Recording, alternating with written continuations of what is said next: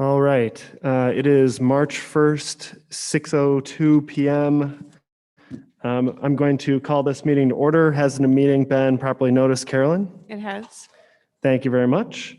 Before we move on to public comment, I'm just going to reiterate the rules for the in-person meeting that we ask everyone in attendance please adhere to.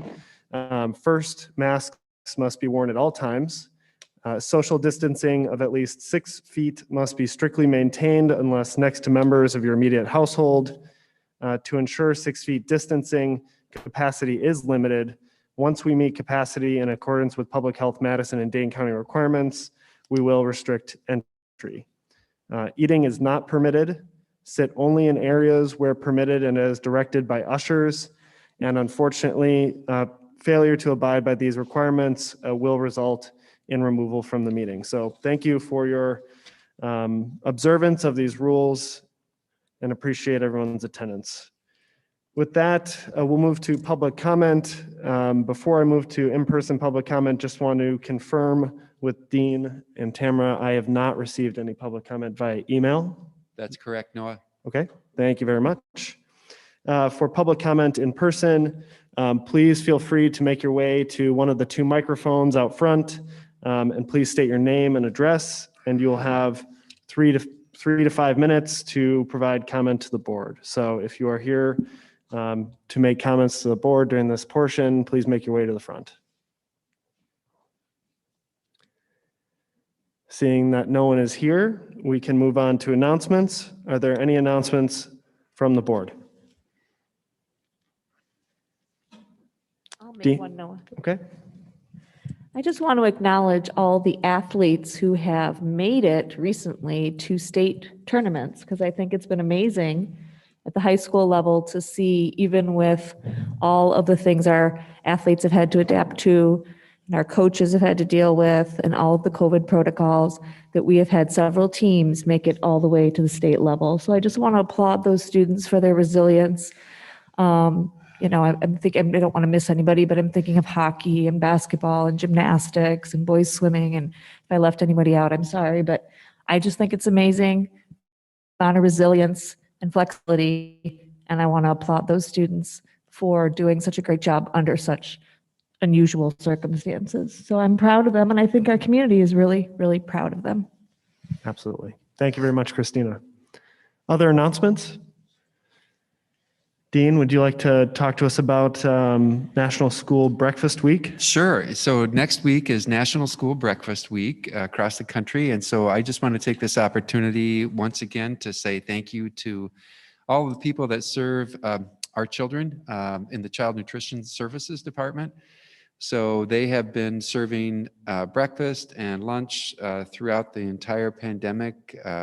There's only been a handful of days where they have not made meals available for the past year. So I just, again, my gratitude to everybody, to Cinder and Rob and their team for all the work that they've done, not just with breakfast, but also with feeding staff and lunches and other food for families. So thank you to all of our food service staff.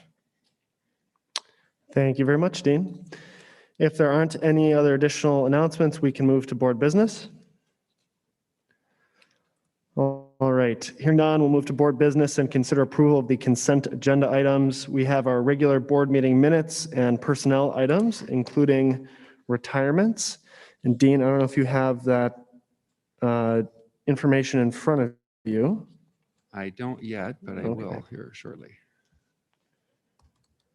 But we do have a group of retirements up for approval, and as we do every single year, we are sad to see such experienced and dedicated staff retire, but of course, certainly wish them the best as they pursue this next chapter. So I want to recognize them, and with that, I will ask the board if there's any other discussion on specific items within the consent agenda. I'll just echo your thanks to our staff, Noah, and I know all of us feel that way, but it's always hard to say goodbye to everybody and wish them well. They've certainly earned it. So from all of us, a very heartfelt wish of all the good things that you deserve coming your way. Thank you, Amy. And there is one correction to the minutes. It's the first line of the minutes. It says we were at the boardroom instead of here.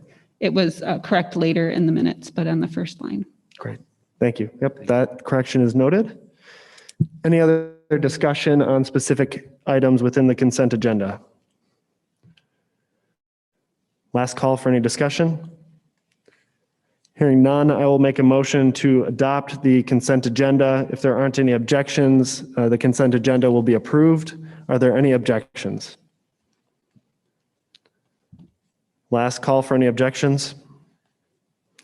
Hearing none, the consent agenda is approved, and we can move to item B on our agenda, which is review of school opening for students in grades K through 12. Dean? All right, thank you, Noah. And I think that makes 10 teacher retirees. I'm looking at Vicky, and 2 administrative retirees, including myself. And I think we have 3 support staff, sorry. This is why I need to retire. I can't see you from there. Eye test. Okay, that's enough, Lori. All right, thank you. So board members, just before the board meeting, I sent you the 2 documents in Google's. One was the board update, and the other was the budget update. So if you would go to the board update, and Tamara, if you could go there too. So Tamara's behind the screen again this evening. So anyway, this is going to be a little shorter update than we've had in the past.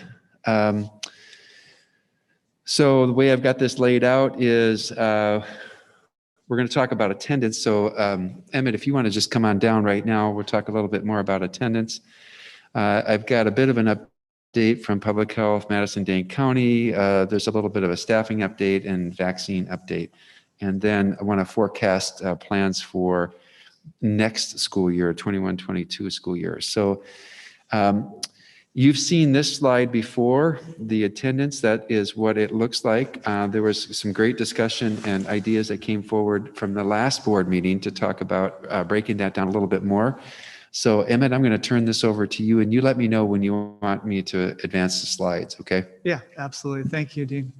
And maybe tilt it a little Sure. more up toward you and about 3 or 4 inches from your mouth. There you go. There you go. We can kind of squat down here. So yeah, as was at last time, the board asked that we break down the data, which we have not done up to this point, for the purposes of the board to review the attendance. As you all know, with our regular updates, we have been showing the overall attendance number as well as the percentage from each school. And just as a reminder, our attendance practices have been different since this fall officially, as we've been looking at finding a way to honor that things are different this year, as we all know. And we have students that are in person, and we have students who are virtual. And we also know that students are coming to their school experience with different challenges and ways of approaching their learning. And we want to honor that looks different this year. So as a reminder, that includes counting attendance if they're in person, or counting attendance if they have checked into their synchronous or asynchronous materials, or if they've communicated with the teacher, or primarily the teacher or other resource staff, or in the case of special education, it could be their regular ed or their special ed teacher and so forth. All of those counting as attendance, positive attendance. So that's just a reminder that that's a little different. And so what we did here is we broke down in, I think, 4 or 5 slides. They look similar in the layout, but the groups are different. And what this is we took this particular slide is a breakdown by ethnicity, gender, free or reduced lunch status, and then the third area over there is special education status. And on the left on this slide, you'll see the different level breakdown, and then we'll have separate slides for each of these. And comparing them and breaking down those data into these different groups, just to see if there are differences based on any of these categories and how significant those differences are. As you'd imagine, based on statistics, you're not going to have perfect one-to-one. You're going to have a little bit of differences there. And then we can maybe walk through some of the things we're doing to mitigate some of those differences.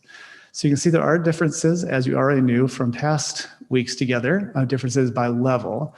So pre-K, 94%, 96%-ish, so K5, 94 for 6-8, and 91.5. That would be actually fairly typical in the sense of a pre-COVID time period. You'd have a little lower attendance at the high school than the other levels, partly as the teenagers are going through those junior, senior year, you see a little bit of a drop off by 2 or 3 percentage points. So that's not atypical. But then we can look across here, and this is district-wide data. You can see the breakdown based on those other characteristics or categories that I mentioned. Some of them are fairly similar, like over on the far right, it's a couple of percentage points for kids with disabilities. Now remember, we had some students with disabilities, actually about 25 to 30% prior to any in-person for middle school or high school that have been coming all along for in-person for at least part of their services. And then some differences. Free reduced lunch is a status that also is a little bit different too, by 5 percentage points. So Dean, why don't we move on to the next slide? So this gives you the kind of the high level for the whole district. Here you'll see pre-K, a little less telling. If there's an asterisk, by the way, I didn't mention this. If there's an asterisk, it means the cell size or the number of students is 5 or fewer. So we didn't want to have those numbers because it wasn't, the percentages may not tell us that much, or we might be able to identify those students. Let's move on to the next slide. Okay, this is elementary, K5 as a breakdown. The overall, again, as a reminder, on the far left is 96%. And you'll see that there's differences emerging. So African Americans, we have 91%, or if you go down to Hispanic, it's 94, which is more similar. But again, that difference there for African Americans. So what is that? It's a little hard to know what causes that. We know that there's a higher percentage of some of our families and students who are families of color who chose virtual versus in person.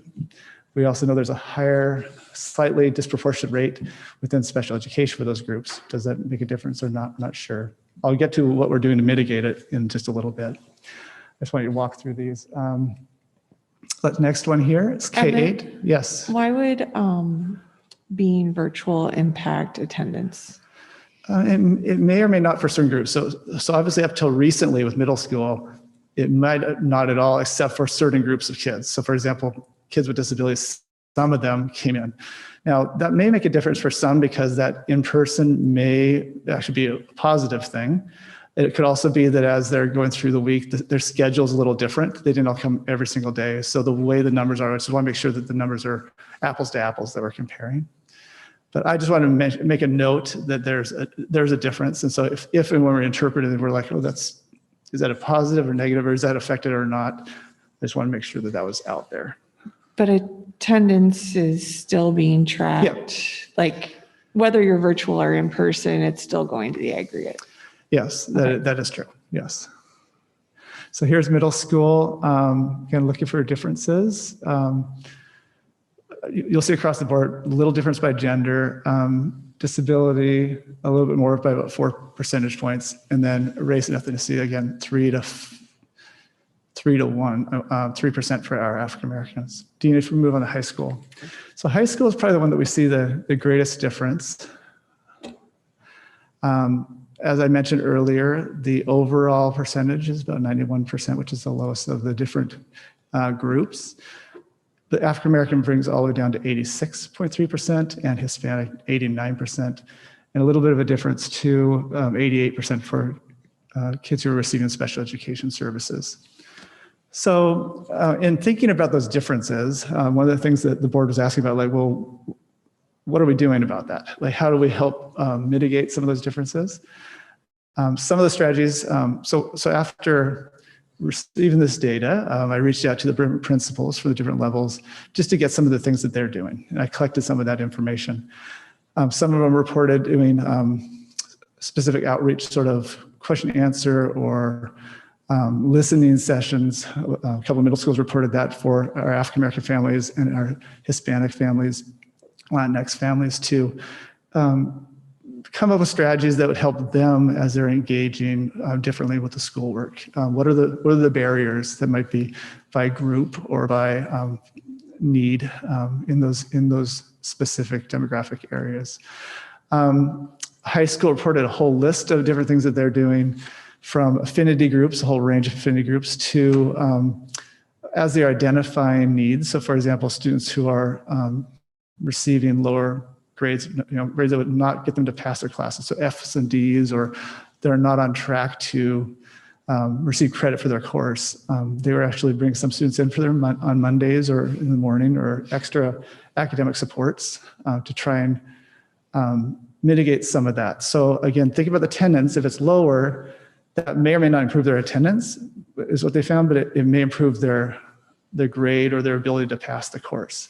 Because let's say they aren't checking in on one of the days or two of the days, but they might come in on a Thursday or Friday or on Monday for extra support. We're actually not monitoring attendance on Mondays, so they would monitor for their own purposes, but it wouldn't show up in our data. So they were doing that in order to kind of supplement or add additional services to students who they were identifying.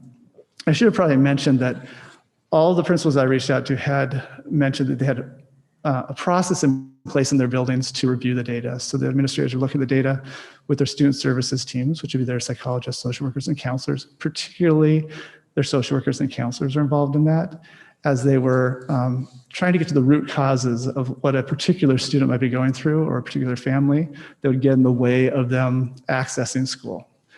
And remember, we have some students who have lots of resources and ability and flexibility in their family. And we have others that are taking care of their siblings, or providing childcare, or are working, some of them multiple jobs. Those things can be a barrier for some of our students and families in order to have the time and access to focus on their studies. And so they would look at those root causes and try to problem solve with the families and the students together through family conferences. So that was done through looking at the data as these teams and trying to get to the root causes, and then reaching out to those families. Some of them took advantage of being able to come into school for some extra help, or some just needed virtual tutoring. So reaching out, helping them through their work to make sure they're getting things in on time, or so they could be graded. Trying to problem solve with the family about how to connect. Early on, it was interesting because it took us a little while right at the beginning of the year just to track everybody down, right? I remember bringing that up. We brought that up at our meetings early on. They're very successful at reaching all the families, but just reaching a family is very different than getting them to be in a comfortable place where they can, on an ongoing basis, especially at this point, almost 3/4 of the way through the year, to make sure they're still keeping their grades up so they can pass their courses and they can have a full academic experience knowing this is an unusual year.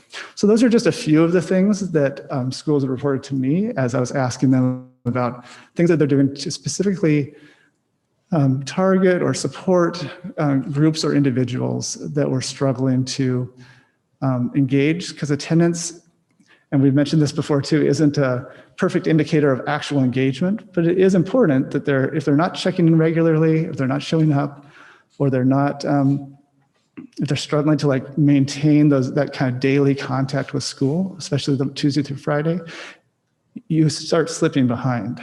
You start disengaging completely. And so that's what we didn't want to happen. And so that's where they were looking at the data on a weekly basis to help kind of mitigate that. So what questions do you have? I know that's a lot that I was just sharing, but that was kind of a summary of some of what I was hearing from principals. I have one comment, and then it will lead into a question. Sure. I appreciate you explaining how we're approaching this from a problem-solving perspective, and I think it brings me back to conversations that we've had about homework and homework completion. And I think it's critical when we see a dip in attendance, just like when we see a student not completing homework. The question isn't, how can I get you to do the homework, or how can I get you to show up to school? It's what underlying issue, what barrier are you experiencing? How can we better support you? Because I think there are, our families are experiencing unprecedented stress and economic disruption. And so I appreciate that approach. And so I think my question with that in mind is, are we seeing any trends or themes in our conversations about the particular types of barriers that our students are experiencing. Is there something that we need to do, take a look at in terms of resource allocation, whether it's access to the internet or transportation or childcare, where we can improve how we're doing business to better support our students? Yeah, that's a great question. I think a couple of the things I mentioned that you're kind of hinting at the same, which is we know that some of our students, especially our older students, right, where they're at the age where they can get a job, that is a barrier because it's good for their family. It's probably needed. That's why they're doing it. But also it's difficult then to maintain your grades and to be able to engage with your teachers when you're managing that. And often that plus, like maybe taking care of your siblings while the adults in your life are out making ends meet, right? So that's definitely a piece.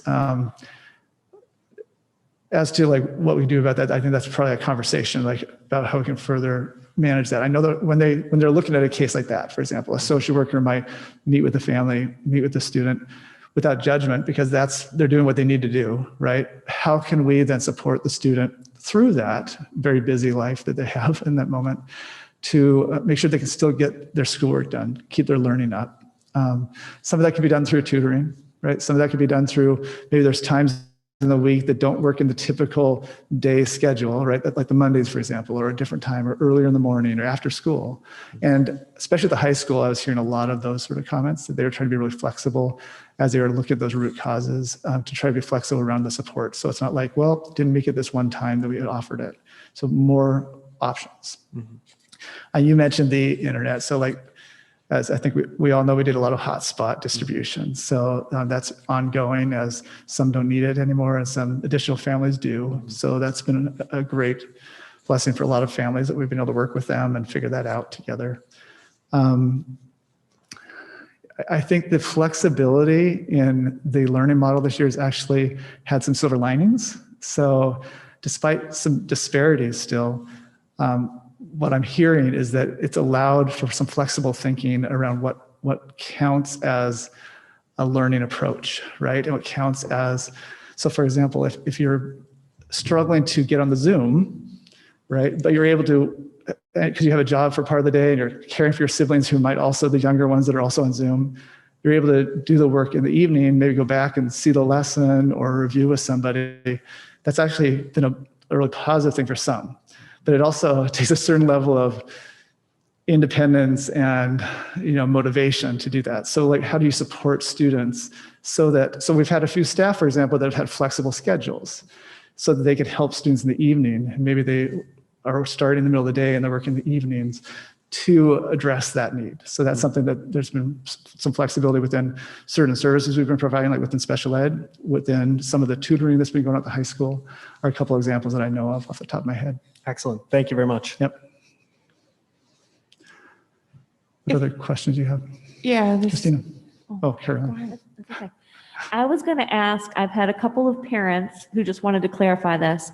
So I know that we're counting attendance, even if you had designated yourself hybrid, so an in-person learner, but on a given day when you're supposed to be there in person, there's a family decision to learn virtually instead for whatever reason. And so I just want you to clarify that so people understand that. I don't know if you're tracking that attendance-wise with a special code, like can parents see that in PowerSchool, or is it just count as you're present because you were virtual? Yeah, thanks for asking, because actually I had Brad Humphrey pull that data this week. So it is a new code that I developed with Brad to start at the beginning of this second semester. And so it's for our option 1 families. So you're scheduled to be in-person hybrid, regardless of what level, elementary, middle, or high. But you're, for whatever reason, that day or that week, could be quarantine related, it could just be you're not feeling well, it could just be you're struggling to get to school, the teacher can mark that the student is attending virtually instead of, so the code is really in-person attending virtual. So it's to help track those that are scheduled to be in person, but they're attending, meaning they get credit for attending virtually. And we pull the data, actually, it's about 15% district-wide of students who are in person took advantage of that at least once each week the last 5 weeks, depending on elementary starting earlier, the middle and high. So about 15%. It's a little higher at the high school, actually. I think it was 23% of students since high school came back in person that have at least taken advantage of that once a week, which is kind of higher than I thought, actually. So that's a number of students who, for whatever reason, weren't able to come in person or chose not to come in person, but they still did something based on those 4 things we look at to count as attendance. So that is something that is available. I think parents can see it in there on their parent portal, but I know that the teachers are the ones that have the access to that. And of course, the Power School secretaries at each building can also correct that. If there's, all of the attendance can be corrected at any point, but we're trying to correct it by noon the next day, ideally, so we have it live. And just to clarify, did you want the parent or guardian to call in under those circumstances? Yes. Because there's been parents asking that question and weren't Yes. sure, like, should they call in and say, well, my student is supposed to be there in person, but they're just going to attend virtual? Thanks for clarifying. And I think you might have asked that, and I apologize, I didn't get to that point. But yes, and that's both because we want to be on top of like what's their plan and counting them if they're going to go in, but also for safety reasons. So we want to make sure we know who's in our building and what, like, why are they not here, especially at different age levels, right? We want to make sure they're safe. If they're not in the building, we want to make sure they're safe outside the building. So yes, the same attendance policies would be in place regarding parents notifying if their child is sick or a change in schedule. So just to confirm, you are counting as attendance if you turn in the work, right? So even if they didn't show up on virtual or whatever, or in person, doing the work counts. Yes. Okay. And if the buildings have all been working on this, following up and working, are we concerned that the numbers are still trending down, particularly at the high school and, with our African-American students and our Hispanic students? Because if we've been doing that outreach and attendance isn't actually going up, how are we going to track that the things we're doing are actually helping? Yeah, it's a good question. And I guess the question I have in my mind would be, what would it be like if we weren't doing it, right? It could be worse. I'm hoping, and we all hope, that we can get no disparity, right, between the levels. And my comment would just be that how do we continue to strive to make no disparity, but also higher attendance overall? I know since the beginning of the high school, we've had it's been consistently the lowest of the groups, right? Elementary, middle, and high. I believe if we went back to that slide, Dean, the overall slide.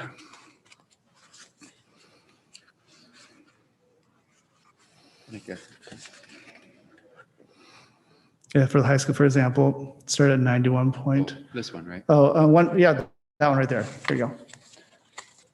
So 91, and now we're at 89, right? So it's gone down a couple of percentage points since the beginning. A little bit ups and downs, but pretty much it hasn't gotten better, right? If anything, it's gotten worse by a point or two. So yeah, that worries me, right? It worries us that I would have to pull the data to see if that trends a percentage or two in past years pre-COVID as the year goes along, especially for high school. We want to make sure that things we're doing are effective, right? One thing that the high school would say when I was reaching out to them was, it seems to be effective in pulling students who are not on track to receive credit for their course, because this doesn't really show that. That seems to be another data point that we look at is, okay, so the attendance is at 91. That doesn't necessarily mean the other 9% aren't on track to get credit for their course. So I'd want to pull that data too. And I could show that if we would like me to pull some of that data. But that would be another thing that they'd probably look at, would be, especially the high school level, are they on track to receive credit for their courses? Yeah, I guess I would be curious about performance then, because if you're counting that they're doing the work, then that's less of an issue, right? Because they wouldn't really be in that absent category. So, and I'm guessing they'd have to do the work to get the credit. So it's not the kids who are doing the work that is the issue. It's the kids that are just showing up. But just to clarify, this is a summary of their daily attendance. So let's say you're a student who did all your work on one day, but you didn't actually check in for 3. The attendance is gonna be lower for you. But I thought attendance counted it for the day if you did the work. Yeah, the day you did the work, but not if you did it all 3 days later. even though it might have been due different days? Yeah, it's if you checked in that evening or did some work that day. Oh, okay. Yeah, so that's a good point of clarifying. Yeah. So let's say you really didn't do anything for 2 days, but then the third day you did a whole bunch of work, and so your grades are doing well because you kept up. We're not counting that if it's late. We're not giving you less credit, right? We really want them to get the work done so they can stay on track to graduate, to get good grades. But when it comes to just this one data point of attendance, there'll be a couple days there that show that didn't attend. Okay. And partly that's because this is, like we said at the beginning, this is just one indicator among others, but it helps us know a little bit of like, are they checking in on a daily basis, which is a good indicator of something. Because if you lose them after a few days, you're worried that like they're not going to start engaging again. But as for the work completion part, that can be a little bit delayed, and they can still get credit for it. My Thanks. concern is that, back in December, we mentioned that 92% was where, we would start to be concerned. But the high school's been below 92% since December, and it's been dropping. So I think, we've heard that there's, different possibilities for why they're not checking in or what there could be going on. But I think at this point, we need to know exactly what's going on. And we need to know what the action plan is and how we're going to measure engagement specifically for the high school. I'm concerned that it's now below 90, and it's been kind of dipping, going back in person, hasn't increased it. And I'm sure that there's, all kinds of good work checking in with students to make sure that they're on track for graduation. And maybe that can be, what's the action plan to make sure that, that kids aren't falling through the cracks. I think you also mentioned that there's, that you had data that you could check to see if historical data, if percentage points dropped last year compared to this year. I would love to see last year's data compared to this year, Yeah, we can just do to see that. how far off we are. Yeah, and I had something too, Emmett. So looking at, can you hear me? Yep. I can Okay. So looking at this, I would be interested to see like a grade breakdown, like how are our students actually performing, to Carolyn's point, because the attendance is alarming, but the way that we are capturing attendance is difficult to like really capture a number, right? So I would be interested to see how are our students actually performing, like grade breakdowns, how many of our students are failing classes or even getting D's in classes, because one of the things that I am worried about is how are our students actually performing, and they're turning things in, but are they turning in great work, or are they just turning in work and we're counting that as enough? And then my other thing would be with our students, particularly our students of color, are we in any way reducing or decreasing our expectations of those students just so that they get something done, so that they're there and they're present? And that may be a bigger question, right, than you can probably answer right here. I mean, I don't know that I actually expect a answer, but I want us to be aware of where are these students actually falling in the realm of performance and not just pushing them through to the next step, given the circumstances. Yep. I don't think I have any answers for those questions, but I think those are things that we definitely want to be paying attention to the school level, right? About, yeah, like I said, this is one indicator of something. It's not the complete picture in any way. Right. Yep. I think to that point, since it is just one indicator of something and we're not sure what it is, but we're in the middle of third quarter, we need to find out what it is. And there may be 10% that is a different 10% each week, or it may be the same 10% of kids that have truly just fallen through the cracks. And I'm sure the high school is on it. We would like to know, though, just to make sure that we're doing our due diligence. What's going on? Are we losing 10% of kids, the same kids consistently? Or is this just a normal fluctuation that would have been replicated in any year, regardless of the teaching modality? And just a reminder for everyone, if you could speak directly into the microphone for the viewers online, that would be appreciated, but thanks. Other comments, questions? Okay. All right. Thank you. Thank you, Emmett. Okay, we are on to slide 10, I believe. Let me advance this. Oops, nope. Okay, not much of an update from Public Health Madison-Dane County. So we are under order number 13, and that was effective February 10th. It expires next week on the 10th.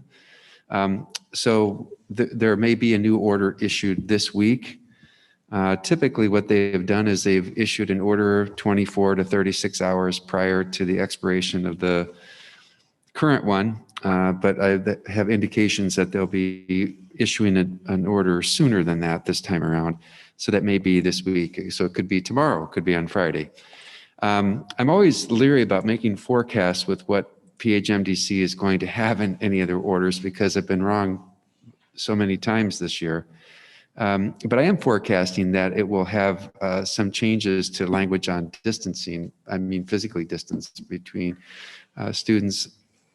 I don't think there'll be any change in terms of distancing between adults. But that said, until we see the order, we don't know exactly what it will be. But I wouldn't be surprised if that would be manifest in some way or shape.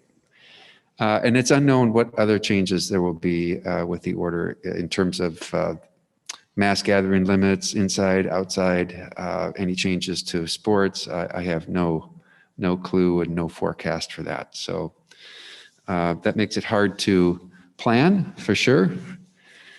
But that's what we've been attempting to do this whole year, given that. Vicki, this is a slide from the previous one. I don't know if there's any update you want to give or if we're good? Okay, we're good. So Vicki continues to work with her team on keeping us staffed. So thank you for that. That's always a challenging act there. So thank you, Vicki. Vaccine update. So this has been another challenge, to say the least. So you all know that Johnson & Johnson, the single dose vaccine was approved this past weekend. Today, school staff are eligible for receiving the vaccine in the state of Wisconsin. And I know that many of our staff have signed up to receive their vaccination through Walgreens or through the Fitchburg Family Pharmacy and other places. We have some veterans that they have an avenue to get vaccinated if they were a veteran. So, and I know we have a number of staff who have availed themselves of that, and I advise them to do that. I advise anybody that if you can get a vaccine sooner than waiting for public health, do it. That'll just make it much easier for all of us in the long run. So, but DHS is surely complicated things for us. So the plan is that DHS, Wisconsin Department of Health Services, has directed that all the vaccine for school staff be allocated by them essentially and distributed by them starting March 15th. So the plan right now for Dane County, for those school districts that are not otherwise receiving vaccinations from their insurer or provider, is that they will sponsor, meaning public health, will sponsor 2 mass vaccination events at the Alliant Energy Center starting the evening of March 16th. So from 4 to 8 on the 16th and 18th, and then all day on the 19th, 20th, and 21st, and then repeat the next week. So in the total of those 2 weeks, I think they have something between 16 and 17,000 doses that they are anticipating to go into arms, and that's for public and private schools in Dane County. There is a vaccination site locator that I pushed out to staff, and that's statewide, so you don't have to necessarily confine yourselves to Dane County. I know the state has some clinics, like 4 or 5 clinics that are open to anybody in the state that are currently eligible. And like I said, many staff have already secured and gotten their vaccine today from other places. So, and you might have heard that a couple of school districts, Sun Prairie and Wanakee, Dean SSM has arranged to do vaccination clinics in their sites. GHC, despite many attempts to have them do the same for us, declined to do that. So we're not exactly on our own, but we're not as streamlined as I was hoping we would be by this time. So, and then I've had a few questions come up from parents about, so what are the plans for next year? So the plans that we are surely contemplating is that we would be back fully in person, no hybrid model this is for next year, 21, 22, 5 days a week, a normal schedule. And there still is that late start Monday, which is related to our employee handbook. So we would anticipate that would come back on Mondays. So that's the plan for next school year. As I look at my dear friend, Dr. Clardy, and tip my hat to him and his team for working to take that next. Dean, quick question. Will there be a virtual option? Or are you thinking, has the team thought about a virtual option in 21? Yeah, we sure have thought about a virtual option, and I'll defer to Lori Burgos on that. So if you want to talk a little bit about that. She was hoping to get out of making a comment tonight. Sorry, but yes, Lori. we have, yeah, no, we have.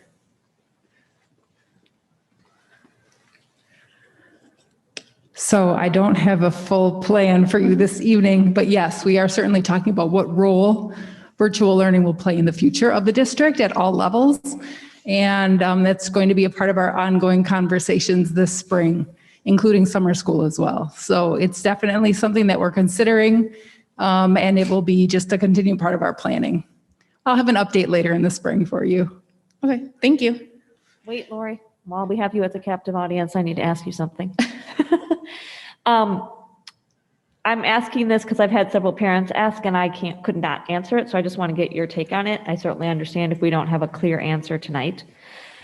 When families made the decision between going to hybrid for grade levels that didn't have that, let's say, they were making a decision whether to keep their student virtual or going in person to hybrid. I know we told them that the decision was for the semester. And I've had a couple questions with vaccination. If vaccination of family members somehow changed their judgment, risk profile, whatever you want to call that, changed what they thought about their student being able to come in person, is that something they can contact like school administrator about and say, look, now, the parents in the household or the person we were worried about in the household has had access to vaccination. We feel comfortable sending our student. Is there a chance our student could go when they've been virtual the whole time? When we've had situations like that arise thus far, parents have contacted the building principal. In most cases, because we did do a hard count of how many students could physically be present in the classrooms, in many cases, we are not able to make that accommodation because we did really account for how many students could physically be present in classrooms.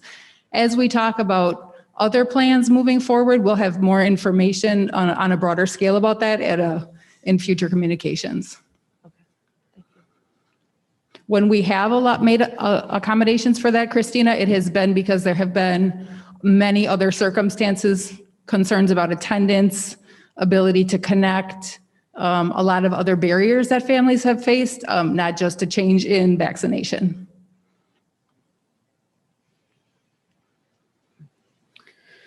All right. Dean, since I'm at the mic, just as a little preview for our CIA committee meeting on Wednesday, our high school staff will have some grade data available that might answer some of the questions you posed earlier.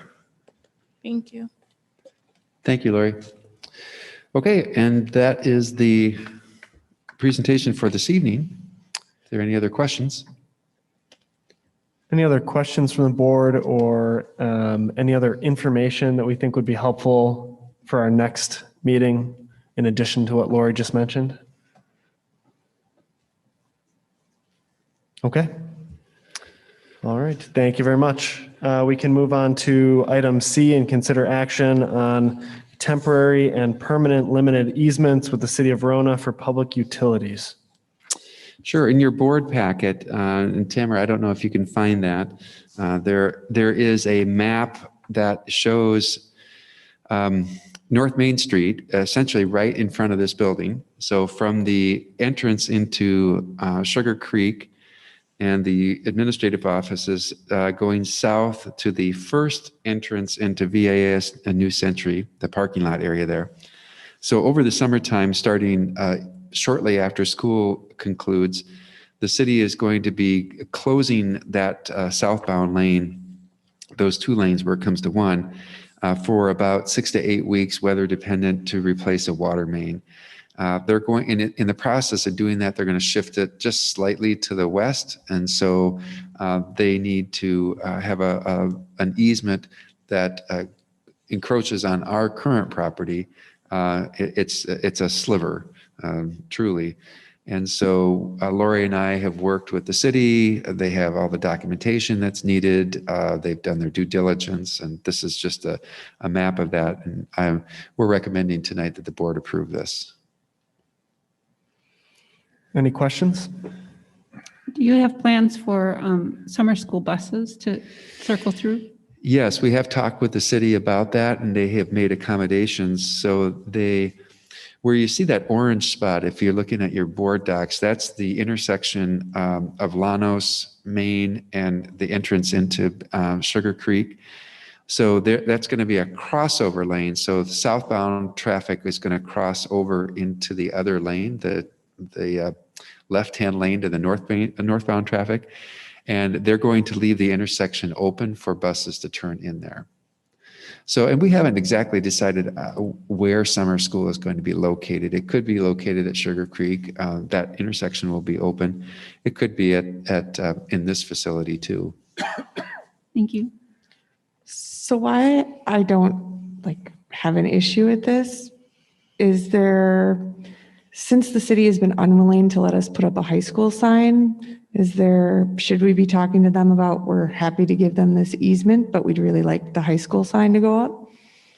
Yeah, we might have talked about that in passing, but this is utility work that has to happen regardless, and it services the entire city of Verona, and not that the monument sign doesn't, but there are other issues regarding the monument sign that we'll need to update the board about probably the next meeting in closed session. Thanks. You're welcome. Other questions from the board? Are there any motions?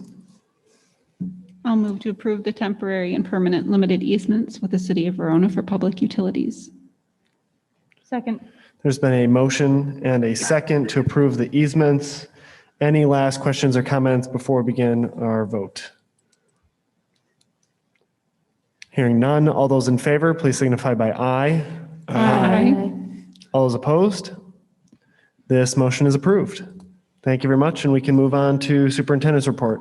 All right, thank you, Noah. I'm going to have Tamara come on up and give a brief update on this professional development series that we've started in conjunction with the Nehemiah Center for Urban Leadership Development. And Tamara has been just a prime mover in the organization of all of that. So as she makes her way down to the microphone, so this is a 9-week course that has been taught for the last 3 years. It usually takes place on site at the Fountain of Life Church. Obviously, we're not doing that this year in person. So this is the first run at a virtual form of this, and it's in the community as well. And part of our work with Nehemiah was to do this for all of our staff. So Tamara, I'll turn it over to you. Thank you. Good evening. It's good to see your faces, at least your eyes. Just wanted to give a brief update. As you know, as Dean has said, we're in partnership with Nehemiah. So I just jot down some notes so that, because I'm kind of nervous standing up here before you. And now if you were singing, I'd be okay. Since you're not singing, I just need to refer to my notes. So we're taking a course called African American History for a New Day. This course is, as Dean said, 9 weeks in length. It consists of a lecture followed by a discussion. So each session is approximately 2 hours. We began our journey on Friday, February 19th, which was a professional development day. We started at 8 a.m. and we did 2 sessions back to back from 8 to 12 noon, where we had 757 Verona staff engaged in the course. And then the third session was a Monday, the 22nd of February. And then today was our 4th session from 8 to 10. And then we will continue every Monday until April 12th, with the exception of the week of spring break, which is March 22nd through the 26th. We will conclude our journey on the 12th of April. And so we're excited about it. And so I just wanted to kind of share a little bit of the purpose of the course, and said the purpose of this course is to understand how African-American experience has shaped the world we all live in and how allies can find roles supporting racial justice today. Without having truthful information about where we've been as a country, particularly regarding African-American communities, we cannot understand where we are going for the future and for the population of students we serve. If together we can learn and grasp how history impacts the present and how past policy has shaped our current reality across institutions such as education, housing, economics, and et cetera, we can begin thinking about and acting on our role in reshaping and dismantling systems that have placed marginalized communities at a disadvantage. We are committed to leading this process without the use of guilt, finger pointing, or propaganda, and lead from a place of compassion, community, and understanding. Rooting ourselves in our history and understanding how we got here will help us move forward together to make a better world and a stronger Madison. Because if we know better, then we can all do better. Thank you. Any questions? Thank you so much for this report out. It's critical work, and certainly look forward to additional reports out on it. But any questions from the board? I appreciate, Tamara, how you talk about it being a journey, because it is. really is, with a lot of issues that we deal with as a board. Absolutely. You have to understand, you have to be willing to take the journey in order to understand where everybody is coming from. It's easy to react with how you feel about something with what you know today. It's a lot different when to study about something and then consider it, have time to process it, and then move forward from a different place, because you will be in a different place going forward. Absolutely. So thank you for the journey reference. It's really important. Thank you. Last call. Great, thank you so much. Thank you, Tamara. So Tamara's understated as usual. Go ahead, because we need you back there too. We got to figure out a different system here, because she's the woman behind the curtain here. So Tamara's understated per usual. So she nearly single-handedly arranged for all the groups. So the way it works is, right, we have 750 people taking part of this. And so there is a lecture that goes with it, and there are groups, and Tamara formed these groups so that there is anywhere from between, say 10 and 20 people in a group. And so then there's a group discussion leader. So the discussion leader gets the video going, the lecture going, and then leads a discussion afterwards. And so today we did session 4, there's 5 more coming.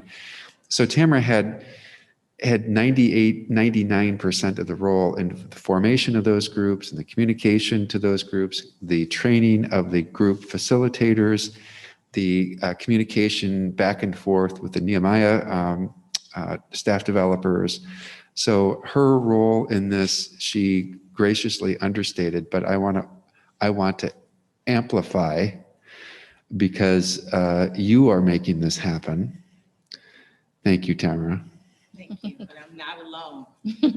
Certainly not alone with the rest of the facilitators. A big shout out to all of my facilitators out there that are helping to keep this journey going. So thank you. Thank you, Tamara. And so the lecture series, I'm sure everybody who has been a part of this is powerful and moving. And they have, again, been teaching this course in person for the last at least 2 years, I think 3 years. And they would get, I believe, maybe 200, 250 people to sign up. And some of our staff have taken it in person prior to this, but they haven't done anything like this to scale yet. So we feel honored that they would entrust us to try something this big. And it's working exceptionally well thus far. So we have no reason to believe that the next 5 won't. So thank you, Tamara, back there. All right, Tamara, if you could, the other document I sent you and the board is the budget update. So Tamara, there you go. Awesome. And Roger is here to provide the board with some commentary about that. I don't know if it's on. I don't think it's on. Are we good? It's on now? Okay, there we go. Welcome. Next slide, please. So tonight we're just going to spend a few minutes to go through and review the governor's budget, a little bit of comment about the possible potential impacts on the Verona Area School District. And we want to talk a little bit about the ESSER funding or funds coming to the district or potentially coming to the district from the federal government. So next slide, please. So the biggest part of first point in the governor's budget is a $612 million increase in state funding, which I believe is been represented as the largest increase in state funding for education ever. If that would come true, or even a large part of that, that would have a substantial impact on funding for students and for education, and potentially it would have some impact on taxpayer and property tax bills as well. Next slide. So it also includes, and I'm only hit some highlights. There's information coming out almost daily as to pieces that could impact school districts, as a result of what was provided in the governor's budget and outlined. For example, today, some of the protections for students and free lunch, and so that they're not identifiable. There's some other things that are coming out, like I say, almost daily. This point talks about the membership. This would have an impact on us, as we did have a decline in summer school for 20 and for the fall enrollment on the third Friday in September. So being able to use the greater of those two, as proposed in the governor's budget, would have a significant impact in helping the district provide the resources needed. Next slide, please.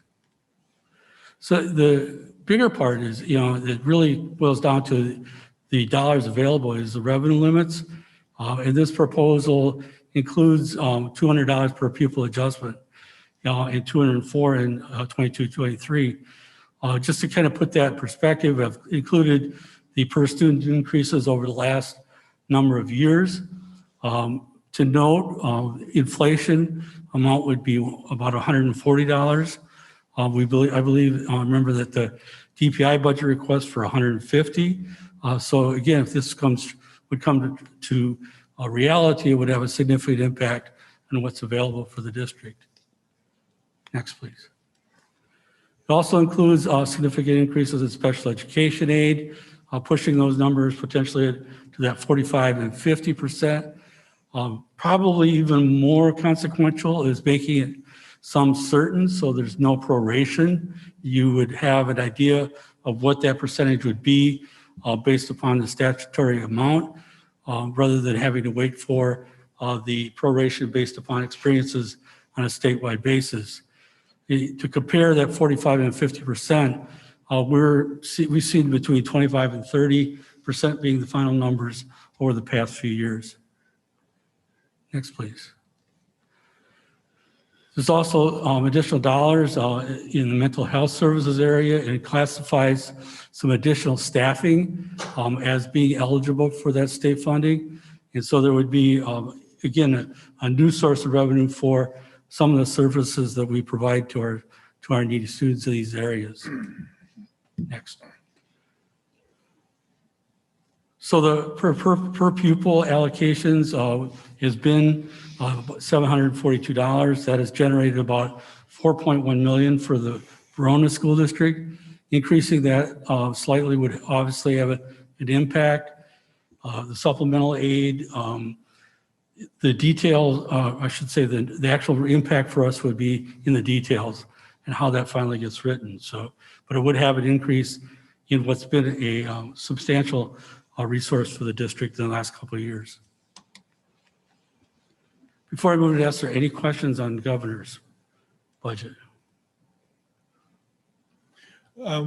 Just what I've heard said on the radio and TV is to the legislature, this budget is dead on arrival, what I've heard. Do you know, does this budget use the old budget at all?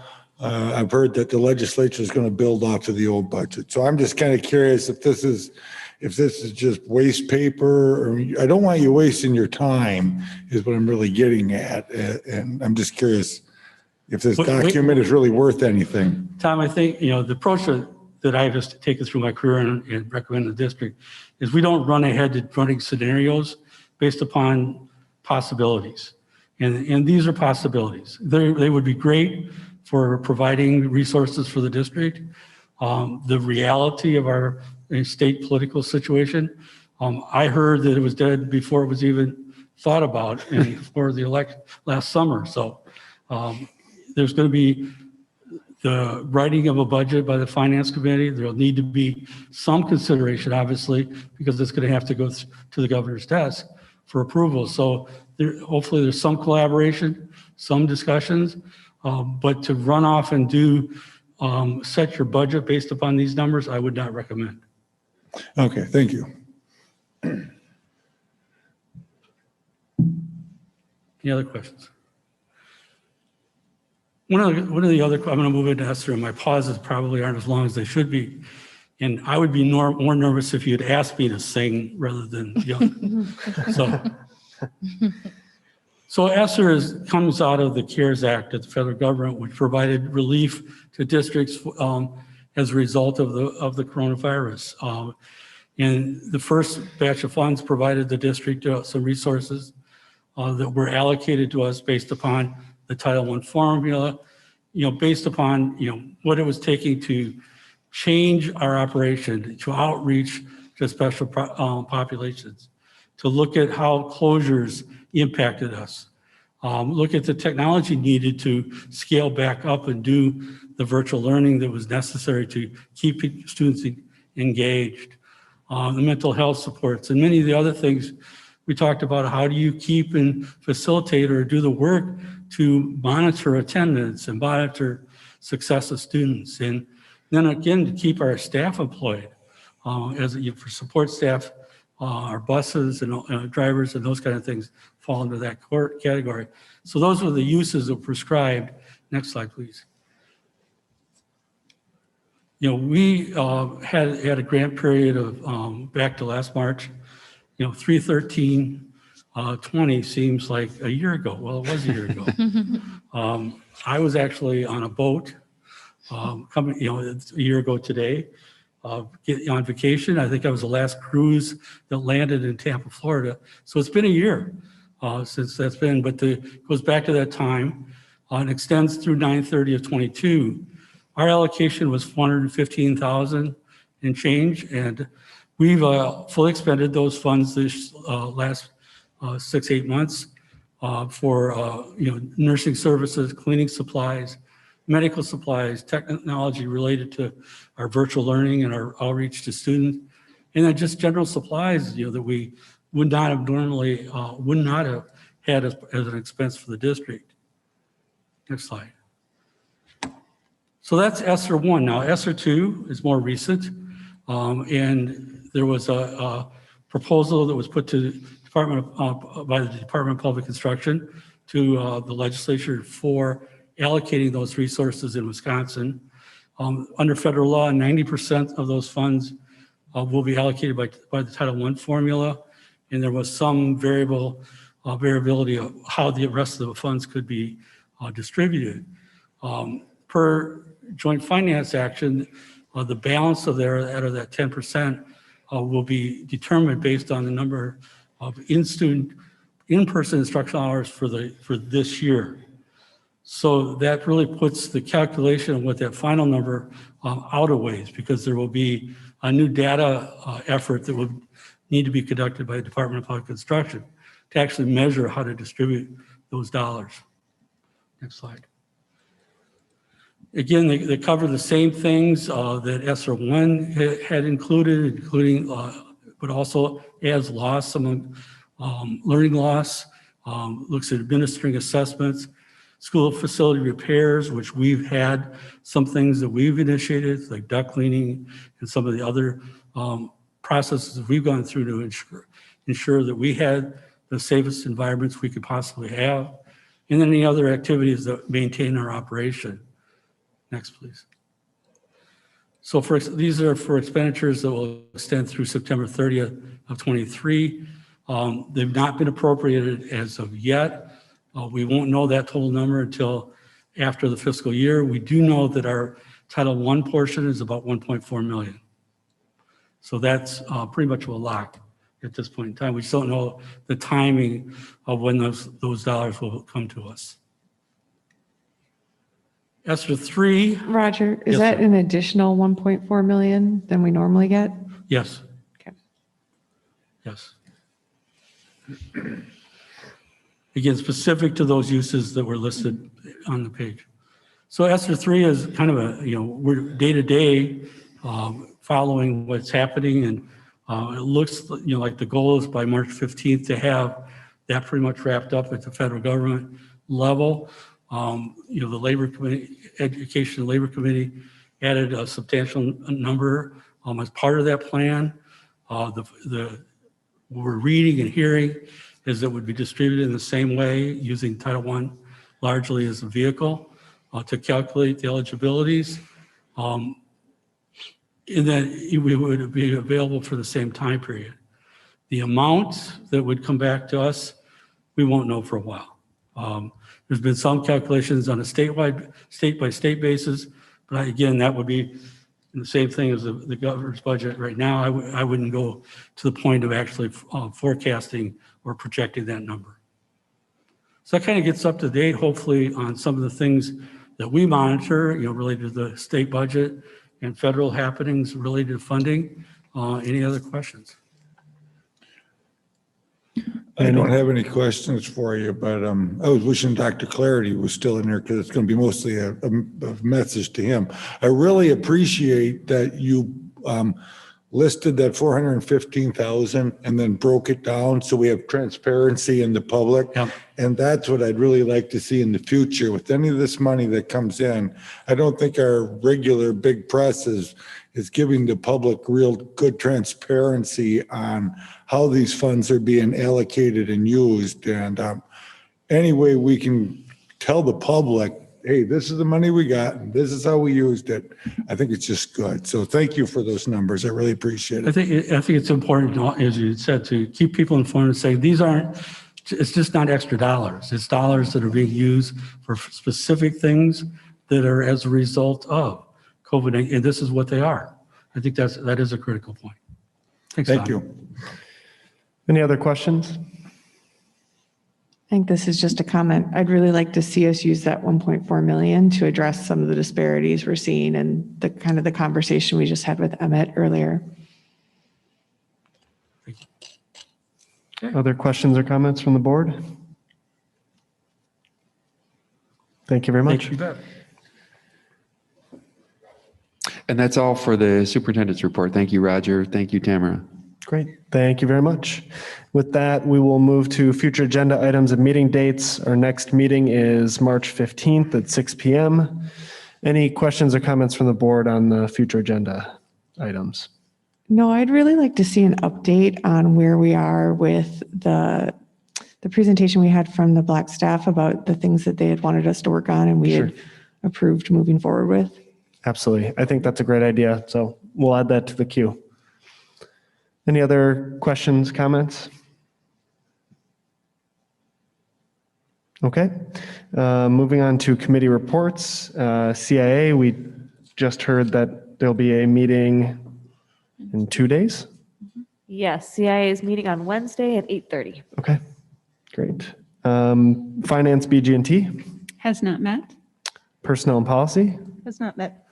Okay, thank you. And with that, we can move to adjourn. I'll accept a motion to adjourn to closed session under Wisconsin statutes 19.85 point parent 1, parent E to deliberate or negotiate the purchase of public property, the investing of public funds, or conducting other specified public business whenever bargaining reasons require a closed session regarding potential wage settlements for VAEA and VESPA, and under Wisconsin statutes 19.85, parent 1, parent G, to confer with legal counsel for the governing body who is rendering oral or written advice concerning strategy to be adopted with respect to litigation in which it is or is likely to become involved.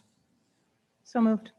Second. There's a motion and a second. Any questions or comments before we begin roll call vote?